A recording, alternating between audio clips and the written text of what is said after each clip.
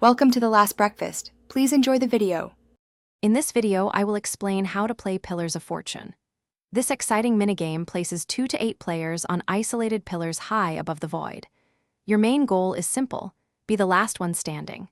Every few seconds, you'll receive a random item, which is crucial for both offense and defense.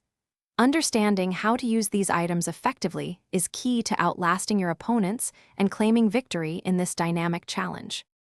The heart of Pillars of Fortune lies in its unpredictable item drops. You'll constantly receive new tools, blocks, and weapons. Blocks are vital for expanding your platform, creating pathways to other players, or building protective walls. Weapons, like swords or bows, are for direct combat, while utility items, such as ender pearls, offer strategic advantages. With over 1,000 possible items, every game presents a fresh challenge. Success in Pillars of Fortune often comes down to smart combat and survival tactics. You can try to knock opponents off their pillars using various items or by direct engagement. Building strong defenses around your base is equally important to prevent others from reaching you. Remember, strategic use of items for movement or offense can turn the tide. Interestingly, forming temporary alliances with other players is often allowed, adding another layer of strategy.